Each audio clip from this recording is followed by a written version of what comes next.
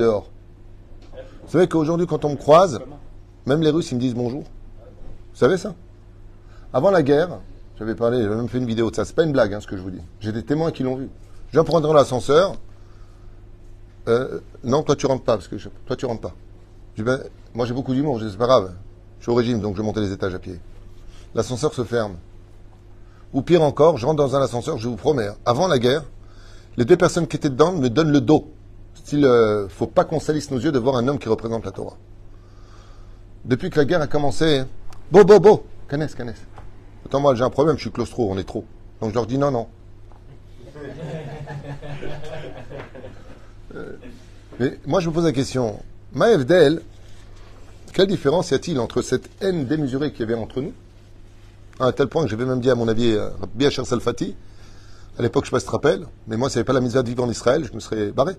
Si c'est pour vivre avec un pays d'antisémites qui m'aime pas, ma Torah, mon judaïsme, le fait que je me bats pour vivre comme un juif sur ma terre, je sais, ça me saoule. Pourtant je suis un des premiers à ramer depuis des années pour amener le maximum de juifs à revenir sur la terre d'Israël et reconcrétiser la nation. Je suis parti au salon de la Aliyah, je réponds à tout le monde, j'essaie d'installer les gens, j'essaie de les aider, j'essaie de les persuader, j'essaie de trouver des moyens, pas ça de les faire venir et les abandonner comme le font beaucoup de gens. Allez, viens, tu vas t'éclater. Oui, justement, il s'est éclaté, il a tout perdu le mec. Non, de les amener avec une structure, quelque chose qui puisse les amener à, d'ailleurs c'est dans mon programme pour la mairie, d'obtenir au moins 30% du Bet Canada pour permettre à 30 à 40 familles de venir s'installer en Israël avec un tremplin, de savoir où aller sans payer des loyers exorbitants. Je me bats pour ça. Mais il faudrait être un petit peu plus éveillé pour comprendre. Oufren, pourquoi je vous dis ça? Bien parce que moi je suis assez choqué de voir que dans les demandes, bon, on nous a demandé des cigarettes, on a livré pour plus de 20 000 shekels de cigarettes, toujours avec des petits commentaires. Des fois de certaines personnes, je ne comprends pas pourquoi vous leur achetez des cigarettes. Ben parce que, comme me l'ont dit des soldats, Rav Tutu, là ce qu'il nous faut avec le stress, on a laissé nos enfants à la maison, on ne travaille pas, je ne sais pas si vous êtes au courant, mais on ne travaille pas. Ma femme non plus ne peut pas travailler. Donc la seule chose qui nous donne un peu de répit, c'est de fumer une cigarette entre nous. Même ça, vous allez nous le prendre?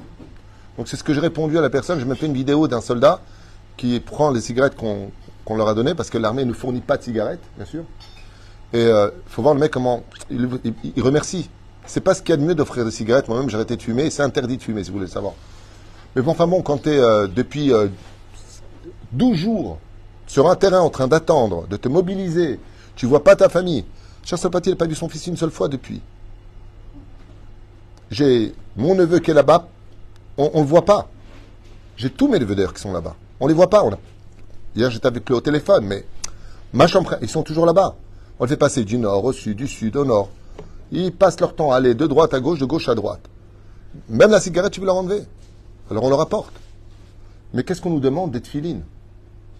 Et c'est extraordinaire, je ne sais pas si vous avez vu, mais les parkings à Tel Aviv, les parkings, c'est énorme les parkings ici, sont remplis de mitnadvim dans les maisons, mitnadvim, du volontariat de Haïfa jusqu'à Kiryat Shmona. De partout, il n'y a pas que Rav Tutu qui donne. Là encore, à 11h, on a énormément de marchandises à emmener avec des commandes. Parce que faites très attention à ce que vous achetez pour deux raisons. Ne faites rien venir de France, ça ne sert à rien. À l'aéroport, il les renvoie. Si ce que vous envoyez n'est pas conforme aux mesures de sécurité, aux règles de sécurité d'Israël, ils ne les acceptent pas. Ce qui fait qu'il y a énormément de conteneurs qui sont repartis. Il y a ce qu'il faut en Israël. Ce qu'il faut, c'est de l'argent pour acheter. Et on arrive à négocier les prix avec du Mezouman. Parce que, malheureusement, ils ont augmenté les prix. Là, j'avais commandé une tonne de choses à 75 shekels. La semaine prochaine, je les ai recommandés pour la semaine prochaine parce qu'on a des demandes de nos soldats. Ouais. Ah, mais c'est pas moi, c'est le fournisseur. Il a vu que ça se vendait bien. Oh. Ah bah, ça prouve qu'on est fèche. Les Juifs, c'est les seuls qui savent faire du business, même en temps de guerre. On est unique. Qu'est-ce que tu as, Baba? C'est qui parle? Je ne sais pas qui parle, donc je ne donne pas l'adresse. Nous, on a notre liste de volontariat, on ne donne pas d'adresse. Si c'est une personne que je ne connais pas, je ne donne pas l'adresse, ni le lieu de là où ça se trouve. Ça s'appelle de la prudence. Toda.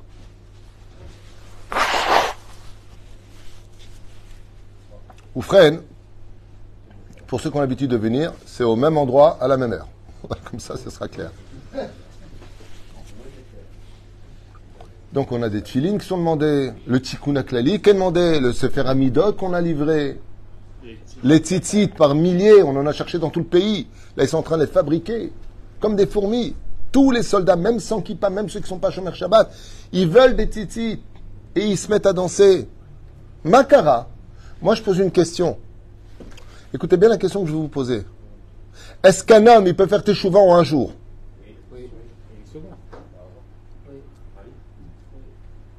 Vous avez contredit tous les livres de Torah. Enfin, le Harizal, il dit qu'il faut même plusieurs Gilgulim. Et Kol Resham Yashmid. Ad Arba Gilgulim. Je répète la question. Vous avez déjà vu, vous, des gens qui ont fait teshuva en un jour? Dans la Gemara, là-bas, c'est rapporté. Les femmes, et après même Tu viens de donner la réponse.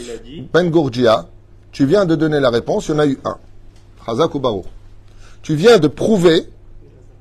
qu'on peut le faire. Non. C'est pas le rôle. C'est l'exception à la règle. Est-ce que vous connaissez des gens qui sont capables de faire tchouva en un jour? Tchouva, ilo. Personne ne peut faire tchouva en un jour. Ça prend des années de faire tes tchouva. Ça prend des années avant de dire, tiens, je vais mettre une kippa sur la tête, je vais mettre les tefilines. Ça prend pas une journée, ça prend des semaines, voire des mois, des années de réflexion. En fin de compte, j'avais envie, c'était au fond de moi, et j'ai voulu venir. Vous avez déjà vu, vous, des personnes qui sont toute la journée sur les réseaux sociaux avec des jupes courtes, en train de montrer les valeurs de leur forme, et qui décident de prendre sur elles en un seul jour de la tsniout? Vous avez connu, vous, des gens qui font en un seul jour Shabbat, comme aujourd'hui? Mobilisation générale? Lama. La tchouva, je vais lui dire juste qu'il parle dehors, ce serait bien.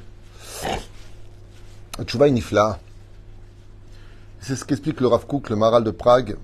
Tous nos livres, sans exception, tous vont dans la même direction. Tous vont dans la même direction. Quand vous achetez un fruit, on va prendre un des fruits que j'aime beaucoup, qui est rempli de douceur, l'orange. L'orange, d'abord c'est beau, une orange, personnellement. Mais elle a une grosse clipa. Clipa? Épluchure, écorce.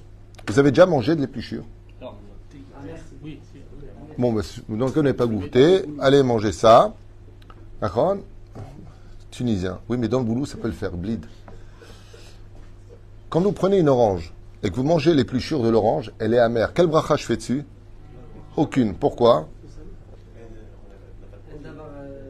Parce qu'on fait pas bracha sur quelque chose qui n'est pas consommable par la majeure partie des hommes. Aucun homme au monde mange de l'épluchure d'orange. Donc, comme personne, la grande majorité des humains ne mangent pas ce genre de choses, on ne peut pas faire bracha dessus. C'est comme quelqu'un me dit, moi j'aime boire de l'huile. Qu'est-ce que je fais comme bracha? Chez l'eau Hassané Tunisai. Atchouvaï, quand tu vois une orange, l'épluchure elle est amère. Mais une fois que tu enlèves l'épluchure, vous allez voir qu'il y a encore des choses à enlever. Des fils comme ça de blanc. Et ils ont un goût aussi bizarre. Ils ont un goût qui falsifie le vrai goût de l'orange. Mais une fois que tu les enlèves, comment elle est ton orange? Elle est sucrée, juteuse, elle est bonne. Et elle se divise en quartiers. La vraie nature du peuple d'Israël, c'est cette orange. Il suffit tout simplement qu'un seul couteau vienne éplucher l'orange, ou qu'avec tes doigts, tu commences à retirer cette épluchure pour qu'apparaisse d'un coup la vraie nature du peuple d'Israël. Et la question, la réponse à la question que je te demandais, est-ce qu'on peut faire tchouva en un jour? Oui, la preuve en est. Ce que fait me répondre, regardez ce qui se passe aujourd'hui. C'était ça la réponse. Ça veut dire qu'il faut enlever l'épluchure. Il faut recevoir sur nous les sirènes et nous rappeler qu'on est tous juifs, parce que eux, quand ils envoient des missiles, ils vont pas dire, ah non, lui, il est kippa sruga, lui, il est kippa shrora, lui, il a pas de kippa, lui, il fait shomer Shabbat, tu fais pas shomer Shabbat. T'es juif, tu crèves, Nikuda. Quand ils sont arrivés là-bas, ils n'ont pas tué des gens qui étaient shomer Shabbat, pas shomer Shabbat. Ils ont pris aussi des non-juifs avec eux. Mais t'étais avec les juifs, tu mérites de mourir. T'es emmené. On fait pas de différence. Il y a du juif, on prend. Et ça, c'est quand Akadosh Baruch Hu, en un instant, il retire l'épluchure de notre peuple. Ça veut dire que si Akadosh Baruch Hu nous dit tous les matins de dire Asher Bachar Banu Mikol Ha'amim, de tous les peuples, nous avons été choisis. Pourquoi? Réponse de Yalozur Hazim, parce qu'on est un peuple humble, parce qu'on est un peuple uni, parce qu'on est attaché à une racine qui vient de Avraham, Yitzhak, Yaakov, Sarah, Rivka, Rachel et Léa. Parce qu'on vient d'un monde où on n'est qu'une seule famille. On est une seule